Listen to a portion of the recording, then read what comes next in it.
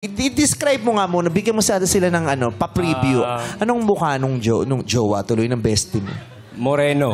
Moreno. Bad boy looking. Wow! Bad boy. Bad boy looking. Pero bad boy ba to? Bad boy. Ah, talaga? Anong May level pagka-bad ng boy. bad boy? Nakikipag-away siya. Hindi naman. Bad boy. Talaga?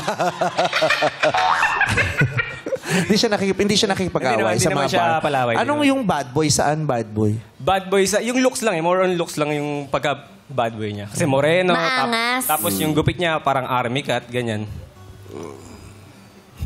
Oo. Maganda yung ngiti. Parang nagduda ka, ma. Nag-away na ba kayo? Kahit Hindi pa naman. Di ba? Baka mamaya pa lang. Di pa kayo nag-aaway? Kahit lasing kayo? Ay, hindi po. Kiss? Di pa kayo nag-kiss? Kahit lasing kayo? Tol. Hindi, wala pa naman. Nagkatitigan yung gano'n. Wala, nagkatitigan daw. Nagkatitigan nung lasing Meron po. Nagkatitigan, tapos nagulat kayo, naka-boots kayo pareho. Okay lang.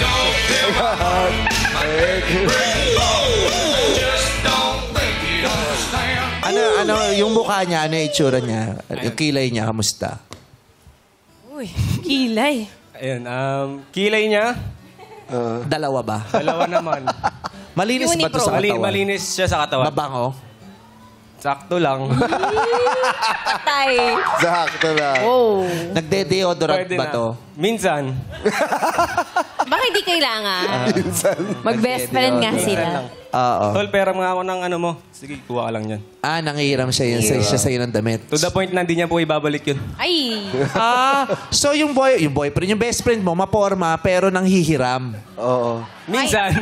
Tapos di nagbabalik.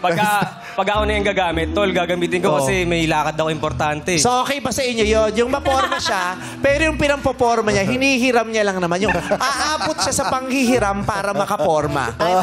Diba? Okay ba sa inyo yung ganong ideya na yung tao umaabot sa panghihiram para makaporma? Forma.